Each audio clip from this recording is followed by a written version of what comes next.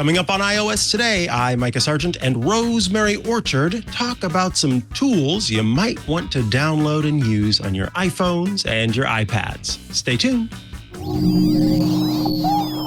Podcasts you love. From people you trust. This is TWiT.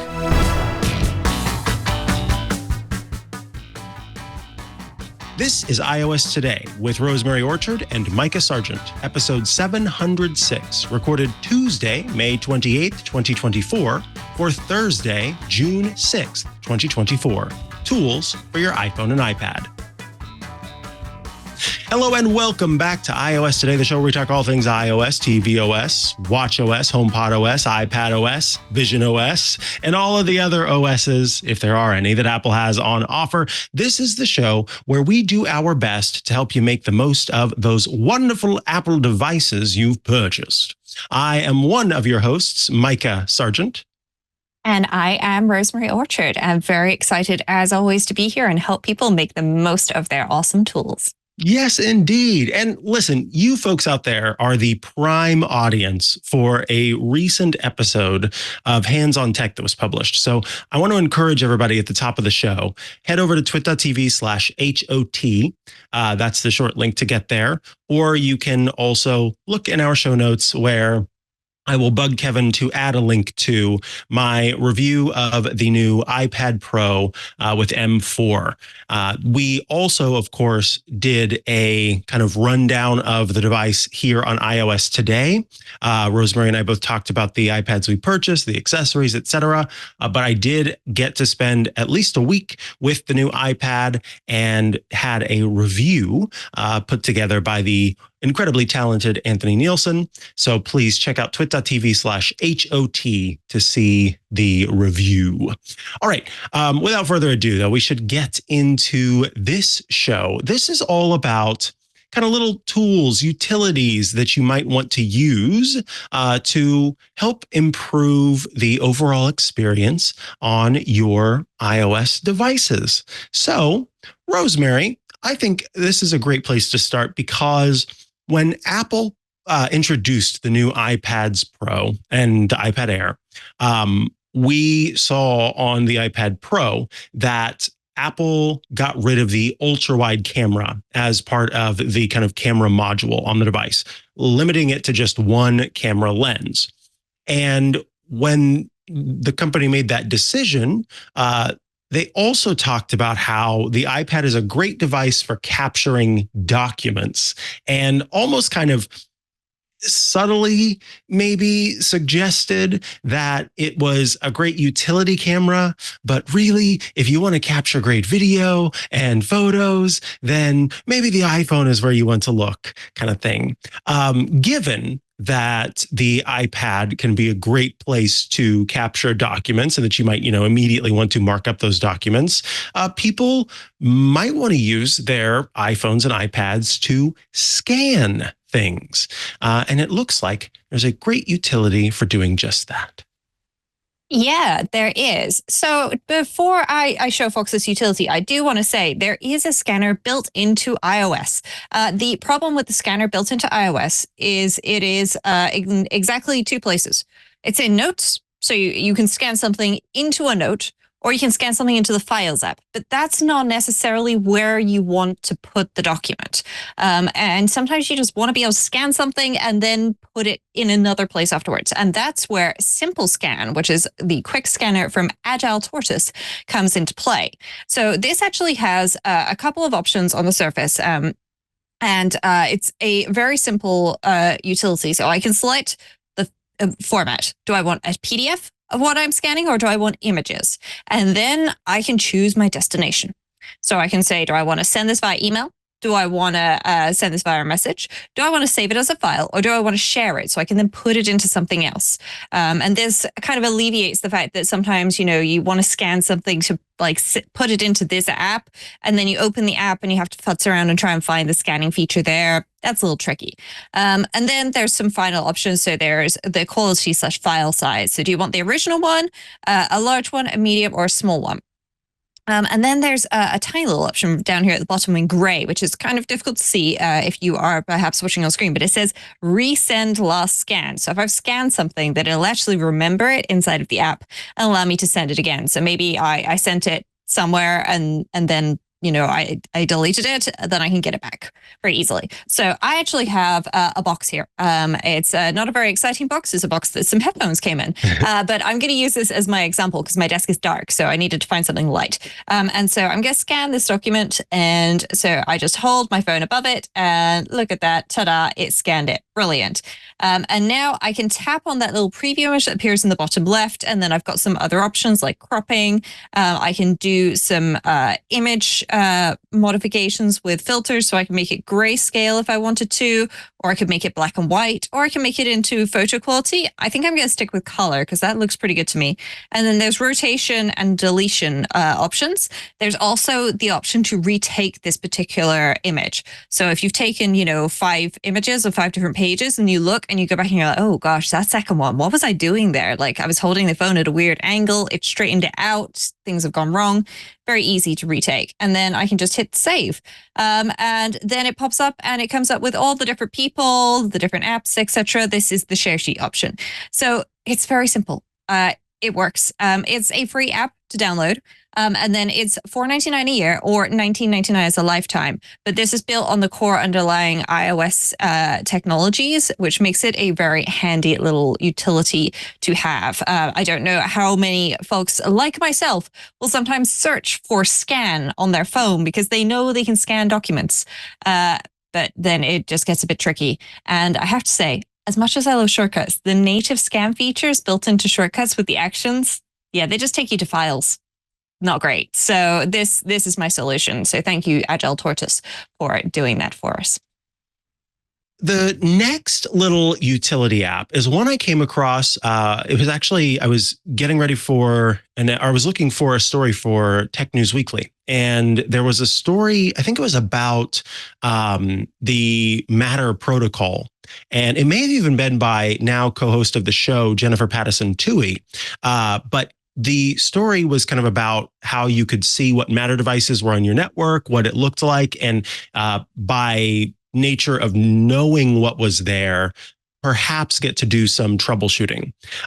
So I wanted to mention this little app that I had never heard of before, that is a very handy little app for anyone who I think that this is going to be an app that if Rosemary doesn't already have, she would be interested in, for people who have smart home stuff, for people who know a little tiny bit, at least about networking, will find this app interesting. It's an app called Discovery, and it's available for free in the App Store. And essentially what you do is when you download the app, it asks, can I look at your local network? That is a permission that Apple has at the OS level. You say yes, because that's the whole point of this. It scans your network and it looks for different network protocol stuff that's going on. So when different devices are attempting to communicate on your network, they will do so in different ways. Apple uses a technology called Bonjour that helps to make certain Apple devices available on the network, but also can discover other devices on the network. There are lots of, for example, printer protocols that can be displayed. And so this is quite literally my network. Up at the top, you'll see that I have an airport that I have plugged in as kind of a secondary networking device for stuff that needs an older Wi-Fi connection, kind of a long story. But I can tap into this and see what the airport base station is called. I can learn a little bit about that. I've got, for example, iTunes home sharing currently turned on my network. I can see the Philips Hue system and the different devices that are connected there. I am able to scroll through and see how different printers are making themselves available on my network, what different Apple and Amazon devices I have.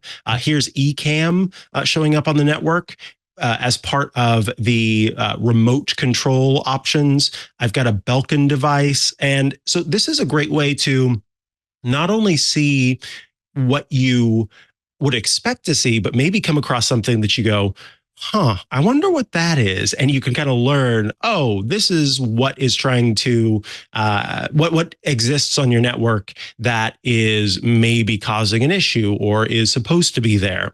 And if you've got kind of duplicates and things like that. So it is a very simple app. It is quite literally just a list of the different networking protocols that are going on. But what's great about it is, and I'm not going to go into it because it'll show all of the different direct IPs, but I can tap into any of those, see the IP addresses for those, and then that could mean that I'm able to address those, from the command line or through other means. So really cool app that just makes it simple to kind of see what's on your network, on your phone or your iPad very easily. Oh, I think it also works for the Mac as well.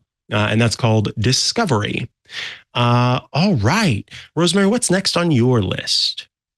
Well, next on my list is a great little tool for those things where you end up with, dodgy text on your clipboard. And when I say dodgy, I mean text that isn't nicely formatted. There's a problem with it, things like that. And so this app is called Text Workflow. And there are a number of apps out there that do this, but this is the one that I am using for this. And I'm just going to see if I can just ever so slightly move my iPhone frame, and I don't appear to be able to right now. So I'm sorry if you're watching the video, the left is ever so slightly cut off. But what I have here is text workflow. So I've typed some text in, and it shows my input at the top and the clear text at the bottom. But then over on the left-hand side, what I can do is I can actually look and I can see a number of different actions to start with. So there's add prefix, add suffix, there's AI conversation or conversion, where you can integrate it with Chat GPT to have it do things to your text. There's beautifying. So if you've got some HTML, JSON, or XML, then it can make it look prettier. It can break lines. It can call a workflow. It can convert case. So I am going to show folks what this would look like if I capitalized each word. So to start with, at the top it says hello world with a lowercase w. This is, again, with lower cases, and then Rosemary with an uppercase. And it's just changed world, this, and is to start with uppercase letters. Very simple. And if I just changed it to all uppercase, then it looks like it's shouting at me because that's what uppercase looks like. But there's options here for, doing things like deleting lines. And you could say deleting lines not containing text. Or not containing the text, which is this, and then not starting with text after line number, etc. There's encoding, decoding, extracting things, generating QR codes, so much stuff. So this is just at version 2.0, and the app developer actually wrote me a message and told me about it, and it was very exciting to hear from him because he seems very happy and passionate about his app. But what I love about this is you can then create workflows. So workflow is where you chain a series of those actions together. And it comes with a bunch of these, already set up, but it means that you can do things like flatten your list with commas. So I have, hello world, this is Rosemary, followed by 2 happy emojis, a new line, which is blank, and then the on a line, the on another line. Okay, maybe I should have changed that second line. So I'll change that to the and one. And what it's done is it's taken these and it's taken away the new lines. It's taken away the empty lines. Yep, it has. And then it's stitched them together with commas, which is really lovely. There's removing spaces between characters, all sorts. And this is just really nice for you've copied something, but it came through and it's in all caps. And you just want to paste this information somewhere and you don't want to spend ages retyping it. You can then use text workflow to tidy it up. And of course, this is me. It has full shortcut support. Of course it does. So you can run any of these workflows through shortcuts, but you don't have to actually take advantage of this app, which is very cool. Very cool. I wanted to mention the next one because it is an app that I use relatively regularly. If you have friends who live in high places, who live in different places and therefore live in different time zones, time zone math is very annoying and perplexing and bothersome and troublesome and all of the other things. And there is a great little app called Elsewhen that is available for free in the App Store that lets you kind of create time sets. So, for example, if you are making a plan to go to watch a movie together. I don't know, to watch let's see. If you're making a plan to do a podcast together and you are planning a specific time, then what you can do is you can say, okay, I know on May 30th, I want to do a show at 2:00 p.m. And this is, of course, your local time, although you can choose what specific time. And in the time list area, it immediately will show you that's 2 p.m. Pacific time, 3 p.m. Mountain time, 4 p.m. Central time, 5 p.m. Eastern time, 10 p.m. in London. What is BST? British Standard Time? British Summertime. British Summertime, and 11 p.m. CET in Rome. You can choose which time zones you want to have as kind of part of your default list. You can easily copy those and then paste them somewhere else. It does a little emoji flag for those different times with all of that information included. You can save groups. You can sort it by time so that you have it from the top to the bottom what those different times are. But you also have the ability to, because this was originally created as a means of kind of sharing different times in Discord. And so Discord has a unique feature, relatively unique feature, that are kind of special time codes. And so there's one tab that is completely devoted to showing a specific time according to whatever time that person is in. So, for example, you can say it's at 2 p.m. on May 30th, but when that shows for other people, then it will show in the proper time for them. So I think that's a super cool feature. You can also add custom formats. So this is kind of it's a time code system. And then last but not least, you have a few settings like changing the app icon, what tab it automatically goes to when the app launches. I have it go to time list, for example, what the default time zone is, and then also whether or not you include city names and country flags and things like that. I very much like this system. I think it's great, and it makes it very easy to go, this is the time for me, and here are all of the times for you, and no one has to, be confused about it. I don't care. I've tried in the past to use online like sites that are supposed to be devoted to giving people a proper time, and you're supposed to be able to like copy the URL, give the person the URL, they go to that site and it shows them no, none of that stuff works. I'm sorry. I've never been able to make that stuff work. It's incredibly confusing. This is so much easier, so much simpler, and gets right at the heart of things. And it's available for free. So get it. It's great. Elsewhen in the App Store.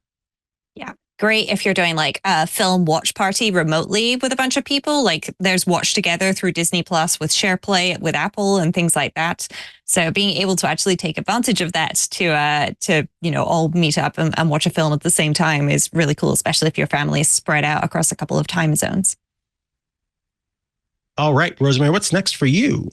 Well, my next one is about reminders, because reminders is great. It's free. It's built into the iPhone, but there are some times and some things in it that make it just a little bit trickier to use than maybe some people would like. And that is where Remind Me Faster it comes in. So Remind Me Faster, believe it or not, is all about getting things into reminders faster. Yeah, it's that simple. You guessed it. So you open it up and immediately you can type a reminder. So I'll say, tell Mikah, hi, ! And I can see that there are some other options here. So there's add a note. I want to add a note. There's 9 and 12, and they have tiny little arrows next to them. And I'll come back to that in a second, because 9 a.m. and 12 noon have already passed. But 1800, which is 6 p.m., is still there. It doesn't have that little arrow next to it. Then there's +1 hour, +6 hours, and +24 hours, ... And then there's a calendar with a little clock and a location arrow. And if I just tap the send, this is just going to send it off to reminders because this is all about getting things into reminders. Now, in the settings, there are some really cool options here. So obviously you've got automatic themes, things like that, and choosing your dark theme, your app icon, and so on and so forth. They're all very nice options. But for me, where it gets fun and nerdy are some of the optional in-app purchases that you can add, and some of the settings related to the features that can be enhanced by these in-app purchases. So if you would like natural language input, so if I'd written tell Mikah hi at 9 a.m. tomorrow, then I could have it automatically detect that and figure it out for me. Show preset times, I can turn that on and off. So that was the 9 p.m., 12, and 6 p.m. options that I had. And go to tomorrow if time has passed. That's also an option that you can turn on. And if you want to customize those times, that's an optional in-app purchase. There's also the plus 1, 6, and 24-hour buttons, which rounds to minutes when incrementing. So if I did that right now, it would come out at, if I did a plus 1 hour right now, it would come out at 18:25 p.m. So 6:25 p.m. But I could have it round to the closest 15 minutes or 30 minutes, for example. There's preset locations. So if you want like reminders for specific places, you can add that. Your default controls, you can specify that you want time and date or just time. Default list, is it going to be your reminders default or the last list you used? You can show a priority button and you can show the reminders app shortcut. So if I turn those on, then I should have some extra options. So there is a little priority right there. And then the date option is there. And then after I've sent this, I will have the option to see the reminder shortcut. So I can jump straight into reminders, which is great. If you tap reminders at the top, then you can choose the list. And here at the bottom is open reminders app as well, which is very handy. So yeah, this is a great little free app, which works extremely well for free. And then there's some optional in-app purchases to make it even shinier and faster because, you know, we do love shiny, fast apps here. Very, very cool. I quite like that. It's just, let's keep it simple. Let's make it happen. The next app that I will mention is an app that's available for free. It does have an in-app purchase. You can buy it for lifetime for $20, or it's just $5 a year. And this is a great app for anybody who just needs to keep track of little things. It's an app called Tally, made by Agile Tortoise, and it is an app for tallying things. So you could use it, for example, for games. So if you're all playing a game and you want to keep track of the scores, this is a great way to do that. Perhaps you are the head of a group that, you know, we need to take attendance and see how many people are coming to the volunteer group, for example. You can use it for that. I actually have it set up right now. At some point, I must have made the joke about how we are very careful not to say the names of virtual assistants on the shows. And so I have a tally for SIRI and ALEXA. And apparently in whatever show I was keeping track of, someone said ALEXA 3 times in the show. But what was funny is this app made me think about the times when I've been watching a show and there's somebody who regularly says something over and over again, and how it'd be so delightful to be able to keep track of that. So you can create different sets. So you can imagine, you know, you'd have like your daily tracker that would have maybe your habits that you keep, or maybe you're just trying to keep track of how many cups of coffee you have. You could have your game scores page. You could have, again, the attendance page. So I could create a group, and again, tally sets require the pro version. So that includes, again, the ability to kind of create different categories of tallies, an Apple Watch app. So you can kind of just tap on your Apple Watch to add to the tally, which is really cool. Of course, advanced shortcut support is locked behind that. But I'll show you what you can do with the basics here. So we'll go into the tallies and we'll create a new tally by hitting the plus button. And we'll tap into that tally and hit the pencil icon to edit. We'll give it a name and let's call it Wahoo. And we'll say that is the name of or that's the phrase that somebody says a whole lot. So 0, how many it steps by. So you can say, if you add to it, add by 2, not just by 1. And then when you reset it to what? 0. And then you can also use it as a progress tracker. So you can say, when it gets to 15, that's when I'm done, right? And then whether it tallies up or tallies down, we want it to tally up. So we will close out of that. We know it's called Wahoo. Now all I have to do is simply tap on the screen and it starts tallying up. And you'll notice that there's a little progress bar at the bottom because I did set a tally, or rather a goal. And so let's see what happens. By the way, if you accidentally do one, you just swipe down on the screen and it will take one away. It also has delightful little haptics that it uses. Boom, we've reached 15. It can go past. That's good to know. But all I do is swipe to reduce, tap to go up.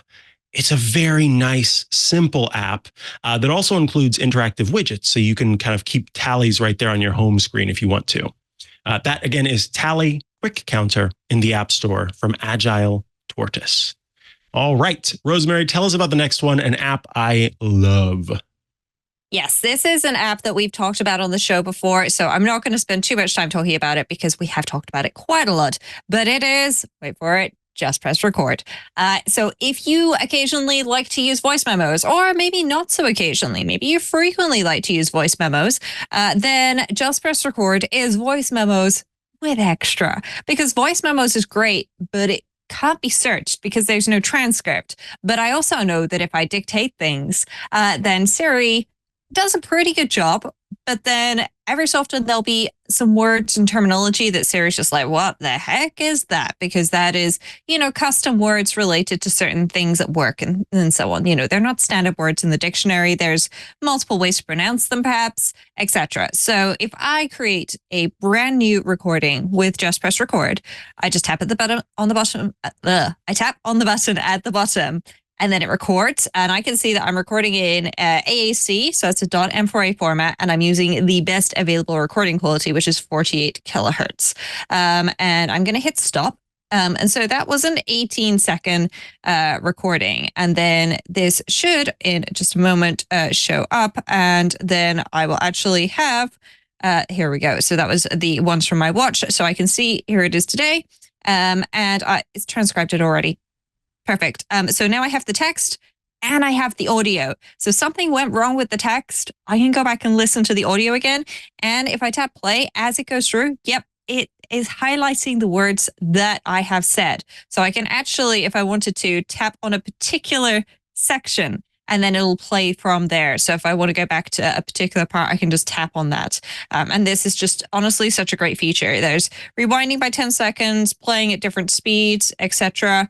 All of that is available. And I really like this. There are a bunch of options in the settings. So you can change your file type to record as an AIF or a WAV file. You can change your sample rates. You can change your transcription language as well, which could be very important. If I was talking with Americans and wanted it to transcribe with American English, it could do that. You can choose to store it in iCloud Drive or on your device. And then there's the option for transcription highlighting, which I definitely recommend enabling, and unplay badges, and then auto transcribing and doing automatic punctuation. This is really handy. And I have to say, I have actually been able to record some files with other devices and then drop them into Just Press Record, and bam, it transcribed it for me, which is very handy. I also love the fact that you can change which language it does the transcription in. So, for example, if somebody leaves you a voicemail in French and you're there going, oh my gosh, like the signal quality is not great, and so it's kind of crackly and difficult to read, you can record that using Just Press Record. Have to play it on another device, but then you can record that and have it transcribed in that language, and then you can figure out how to translate it afterwards. Love that. Again, I think that Just Press Record is so great, and its availability on your watch and, as well as your phone is what makes it unique and special. All righty, folks, that's going to bring us to the end of that portion of our show. If there are tools and utilities you out there are using that you love, please do let us know. You can email us iOStoday@twit.tv with your suggestions for tools and utilities we should be sharing with other people. Moving along to the news, Apple has shared some preliminary information about its recent tinnitus study. And people are going, what's tinnitus? Some people pronounce it as tinnitus. That is up for debate. I'm not going to get into that debate, but tinnitus is, of course, a condition where people who are sort of in a place where there are otherwise not sounds they would hear, they would perceive sound. So oftentimes it's just described as a ringing in the ears, but it can be any kinds of sound that take place in the ear, even when the ear is not necessarily being stimulated by a lot of sound around it. So it typically happens when somebody is in a quieter room. And we believe has to do with ear damage over time. Although, again, all of this is still kind of being studied. Researchers from the University of Michigan worked with Apple on a hearing study to provide some insights on tinnitus. According to the University of Michigan researchers, there were 160,000 participants who answered survey questions, completed app-based assessments. I believe I was part of this. In the Apple Health Research app, I took part in this and talked about, well, maybe I know I did a hearing study, but I don't have tinnitus, so I wouldn't have gone on into like the more detailed questions about tinnitus. And it's kind of just like understanding what the heck is going on with it. Apparently, among those who participated in the Apple hearing study, some 77.6% of people have experienced tinnitus in their life. 15% experience it daily. 35.8% of those who are 55 and older constantly experience it. And 10% reported that their tinnitus has moderately or entirely interfered with their ability to hear clearly. I have to say this. I know that Leo Laporte, he's mentioned this himself, so I'm not sharing any sort of personal health information, has and does experience tinnitus. And I believe soon is going to be doing a kind of some sort of protocol to try to help with that. But he talks about having it. I hear people talk about it, and there's nothing that makes me want to protect my ears more than hearing people talk about their experiences with tinnitus, because I think it would frankly make me go mad. Like, I cannot imagine having that constant sound in my ear when there's not supposed to be sound. That sounds miserable.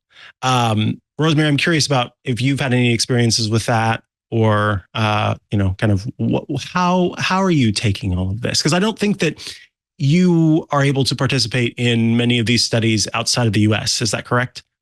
Yeah, that's correct. Unfortunately, a lot of the medical studies that are done through Apple Health are region-based, because they need participants from certain areas. Because once you start factoring in people from other places around the world, there are various environmental and other factors which can affect them. I watched the Chernobyl series at the weekend, so that would be a very obvious example of how somebody from a particular area in the world might be impacted by their environment, causing other problems, which could cause tinnitus or tinnitus, as well as other things. But my dad has tinnitus, and he struggles with it sometimes. There's basically nearly always music playing. I know that white noise being played, like something like a stream running or like having the radio on, is very common for a lot of people with tinnitus, because it helps manage the fact that there is a sound, because it kind of masks it.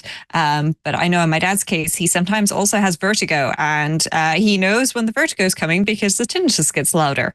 So hopefully at some point, all the results of the tinnitus studies will be able to be used by medical professionals everywhere to help make this less problematic for folks, which will be good. But as it is, if you haven't checked out the Apple Health app to see if there's any studies that you can participate in, I definitely recommend doing so, because they often have things there. And even if it's just once, like doing a quick survey or something, adding to that anonymized data pool is a very worthy thing. to do. Yeah, it looks like all of this stuff is going to keep coming, and I'm very excited to see what else they bring out as part of this. I do know that Apple themselves have put a bunch of things into iOS specifically to help manage people, accidentally causing hearing problems by making their headphones too loud and so on. If you're playing music too loudly or something, then it'll say, hey, like, this is in a range where it could potentially damage your hearing. And the Apple Watch has the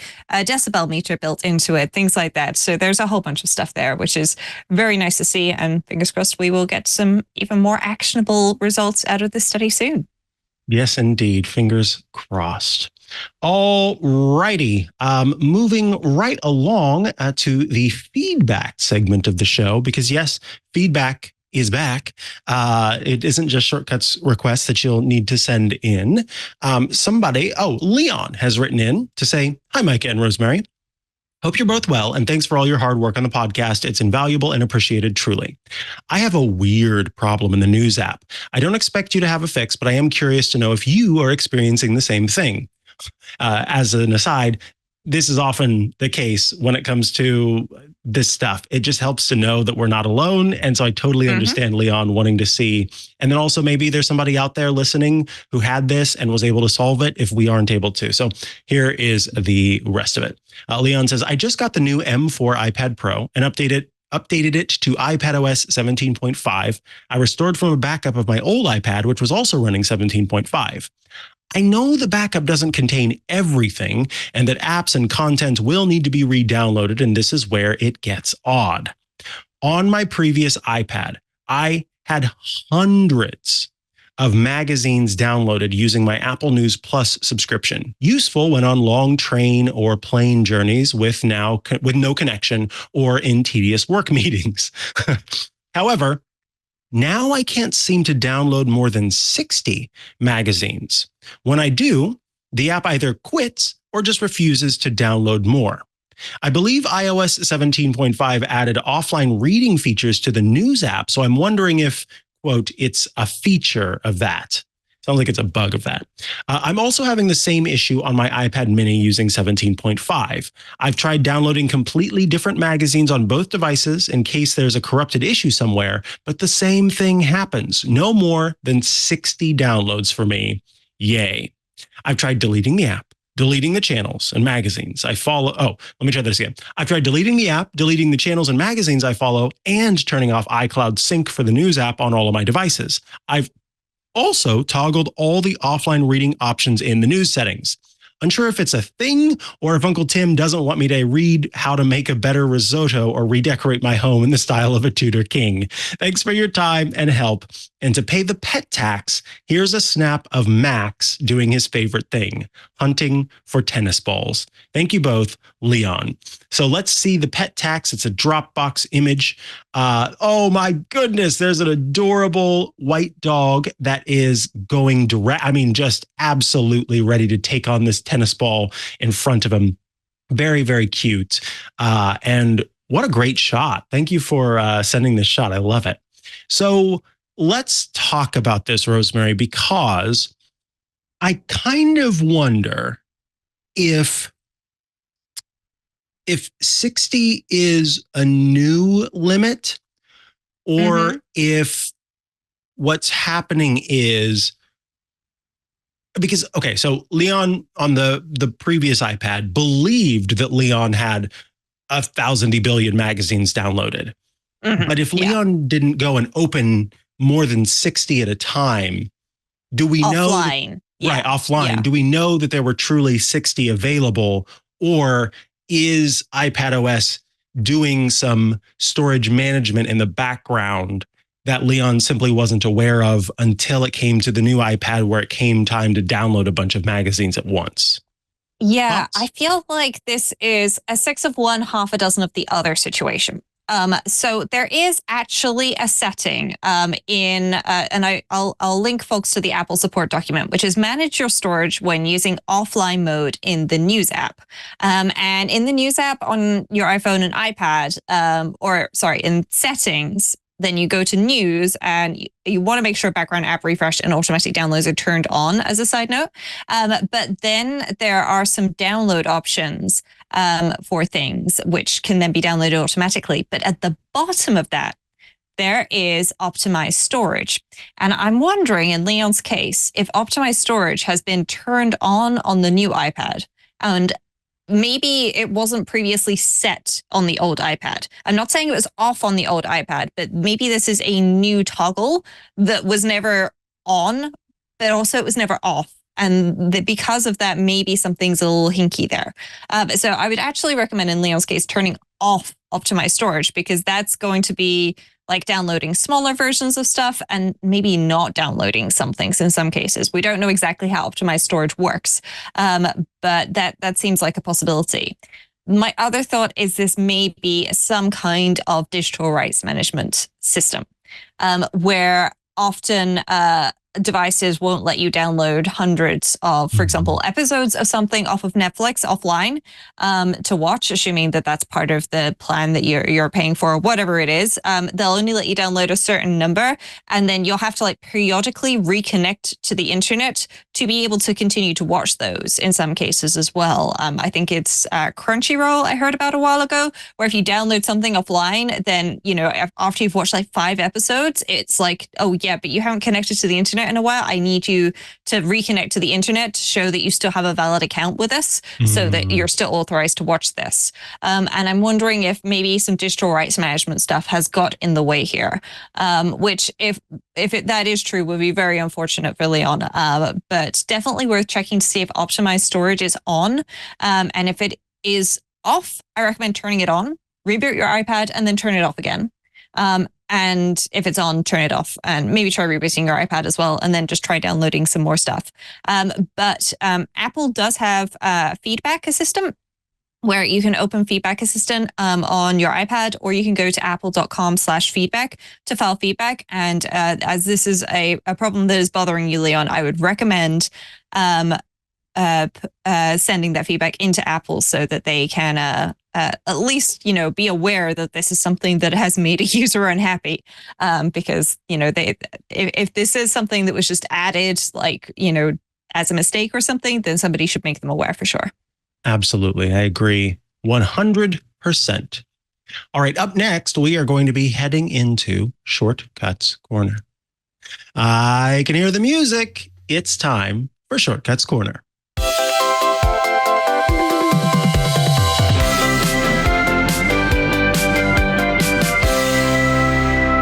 This is the part of the show where you write in with your shortcuts requests, and Rosemary Orchard, our shortcuts expert, provides a response. Our shortcuts request this week comes in from Jonathan, who writes, "Hello, please see my shortcut below.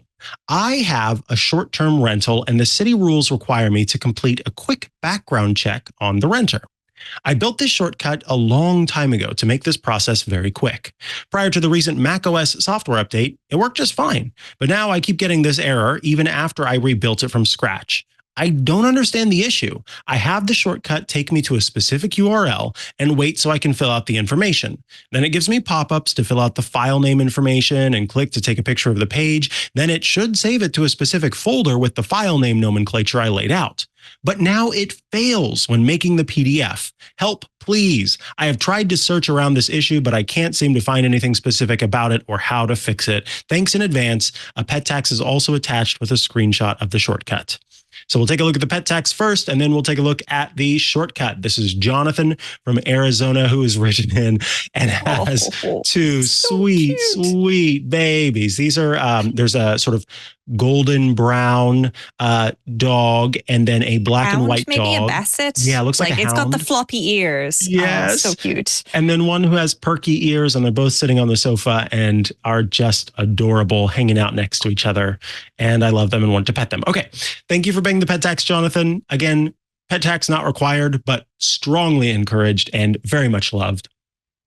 Jonathan has also included a screenshot of the shortcut that I assume is going to show kind of, or give Rosemary some understanding of where the errors are happening. Yeah. And this was really helpful. The only other thing that would have been more helpful than a screenshot would have been sharing the exact shortcut with me as an iCloud link. But I understand that that's not something that everybody wants to do. And that's totally fine. Thank you for the screenshot, Jonathan. So I took a little look at this and did a little digging. And there's something that I noticed in Jonathan's screenshot, because actually, if you're going to send me an iCloud link to the shortcut, please send me a screenshot too. And you know why? In Jonathan's screenshot, there's a very interesting action. It says take interactive screenshot. Yeah, that's the name of the shortcuts action. And interactive is in blue with a little blue background because that means it's a variable. And if you tap on it, you can change some options. And I was like, okay, let's start by having a look at this take interactive screenshot action on my iPad. So I created a little shortcut. And look at this. There's a take screenshot action. There's no take interactive screenshot action. And so I did some digging. I did some playing. I spent a while trying to figure this out. And if I create a shortcut on my Mac, I can add an action to take a screenshot, which says it'll be an interactive screenshot. But I cannot do that on my iPad. And when that same shortcut action syncs to my iPad, it becomes take screenshot. Oh. Yeah, this seems like a problem. It seems like a weird problem, but potentially a problem. So I have an alternative suggestion for Jonathan. I think maybe we should flip this around. And instead of starting in the Shortcuts app, I think, obviously, by all means, use it to open the website that you need to do the search on the people that you'd be renting to. But once you've done that, then I would recommend from Safari, just either you can take a screenshot. So in my case, I've pressed the power and volume up buttons, or you could use the share sheet and then print it. Now, I've done the full page screenshot here, and that's fine. But what I would actually do, instead of doing the screenshot, is I would go with share. Okay, and then print, wait for it, and then tap on the share in the print menu, because then we've already got the file name right there. And on most websites, this has all the information you need. Now, it may not have everything Jonathan needs here. So what I would suggest instead is inside of Shortcuts, maybe we create a new shortcut for this. And we allow this to show in the share sheet. And we're going to clear all of these options because we only want to see PDFs coming in, okay? And if there is no input, then I'm going to say stop and respond. No PDF provided. Dun, dun, dun. And then we're going to do some ask for input because that's what Jonathan had. And I'm just going to duplicate this a few times. So we're going to do, first name, last name, and then I believe the other one was date. And as a little bonus, folks, if you change the type of this from text to date, then it will just be a date that it's looking for. There won't be any time attached to it, which can be very nice. It means that you don't have to give yourself a little prompt to fill in a date in a particular format or anything. And then after this, I believe there was a text action or similar to stitch these together. So I'm going to actually use a text action for this because it's a little easier for me to do this because then I can just rename these. I do recommend renaming the custom or the magic variables that you get inside of Shortcuts. So provided input, if I've got that 3 times, I don't necessarily know which one is which. Okay, and then I'm also going to select my date here. And as a extra bonus, because this is a date, I can choose my format. I can just say a short format of the date with no time format. Okay, and then I'm going to use a rename action to rename, and I'm not renaming the text. No, I am tapping and holding on that file, a variable, and then I'm going to use my shortcut input, and I'm just going to rename it to that text, and then it'll be able to be saved to files, and you can stick that wherever it is that you would like. And if you want to just put it straight into a particular folder, you can turn off ask where to save and go ahead and select a particular folder. So I could pop it in this agenda folder, for example. And there we go. Very simple. But hopefully this will give you everything that you need to work around this problem, Jonathan. I suspect that what has happened is something's gone a little bit hinky with the take screenshot action, because I did do a little experiment as a side note.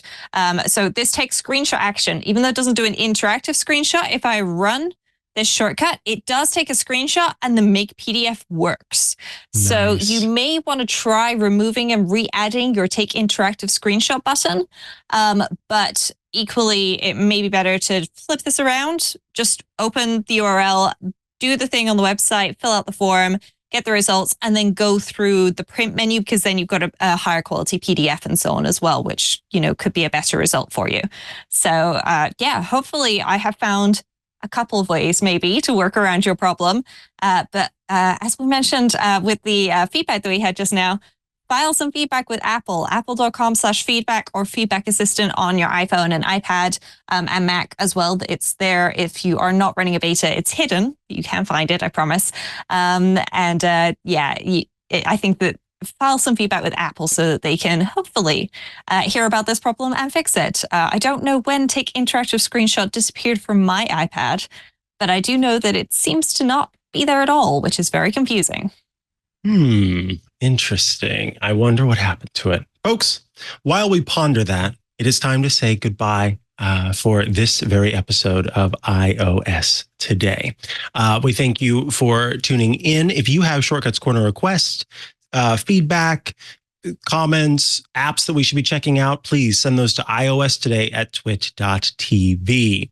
I also want to mention that for those of you listening to the audio version of this show and the public who would like to hear this show, not just hear the show, but also watch the show and watch and hear it ad-free, we do have a way to do that. It's called Club Twit at twit.tv/clubtwit. When you join the club, just $7 a month, you out there can get some great stuff. First and foremost, you get every single Twit show with no ads, just the content. You get access to all of the Club Twit shows in video version. So my Hands on Mac program, Hands on Windows from Paul Thurrott, iOS Today, plus so many more, all available as part of your Club Twit membership. On top of that, you get access to the Twit Plus bonus feed that has extra content you won't find anywhere else. A lot of stuff gets published there. So when you join, you're going to have a whole back catalog of great content to check out. Access to the members only Discord server, a fun place to go to chat with your fellow Club Twit members and also those of us here at Twit, plus that warm and fuzzy feeling knowing that you are supporting what we do and keeping us going. So consider joining the club. Love to have you there. twit.tv/clubtwit. Rosemary Orchard, if folks want to follow you online and check out all the great work you're doing, where should they go to do so?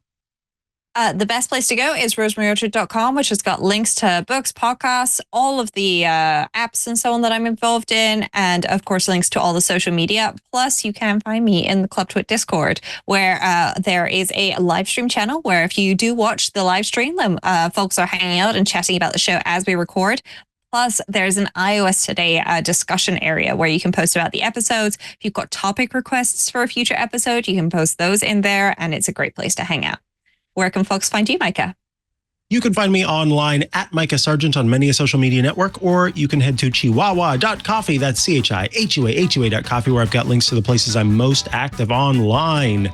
Thank you so much for tuning in today. We will catch you again next week for another episode of iOS Today. Bye-bye. Bye-bye, folks.